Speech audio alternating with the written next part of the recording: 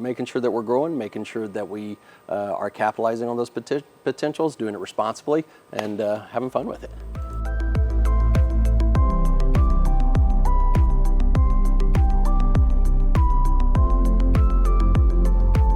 Welcome to the Weekly Buzz in partnership with Florida Express Waste and Recycling and TV20. I'm Tom James. And I'm Jessica Gilbert. Today we continue our part 2 of our conversation with Matt McCormick, exploring talent pipeline, economic development, and workforce development.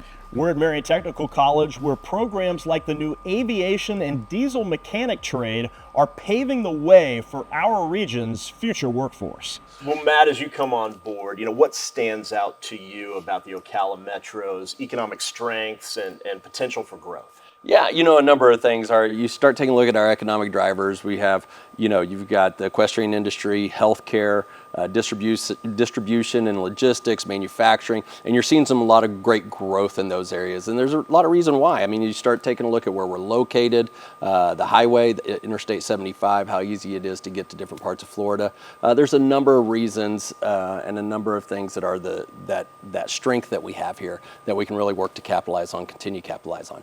So Matt, for companies considering relocation or moving to open a business here, what would you say are the most compelling reasons to get them to the Ocala Metro? Yeah, a number of them. I had said earlier, we talked earlier about just the location of Ocala being in Central Florida. We have the interstate that runs through here. We have coasts that are very close, so we have easy access to ports. There's a lot of different things whenever companies are looking here that really make it enticing. Even the weather does make it enticing, for a lot of companies. Coming from the Midwest, snow and ice gets a little hard to work with. Here, you don't have to deal with that. And so you have a lot of different aspects and a lot of different benefits from the location, what we have here, the workforce that we have here, and the continued growth there that helps us attract and help us to retain the businesses that we have. A strong workforce, obviously so important. What are your impressions so far of our talent pipeline here? Yeah, it's great.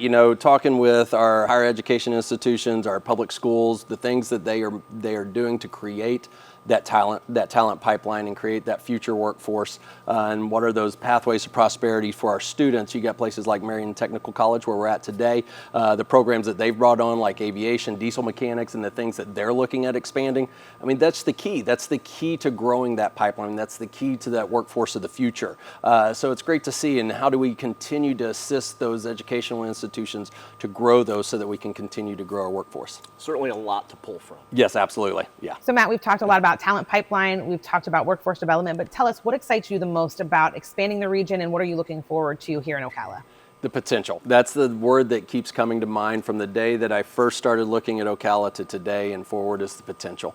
Ocala and Marion County have a wonderful foundation of growth. It's heading in the right direction. How do we move it to that next step? Is taking a look at what is that potential of that next phase. And there's a lot of great partners within our area, within the CEP, but also within the community and the county, to really want to start moving towards that potential, making sure that we're growing, making sure that we are capitalizing on those potentials, doing it responsibly, and having fun with it.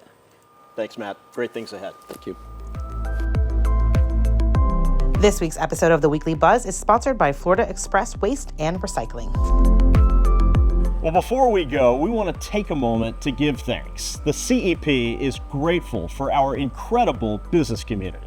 From all of us here at the CEP, we wish you a happy and safe Thanksgiving.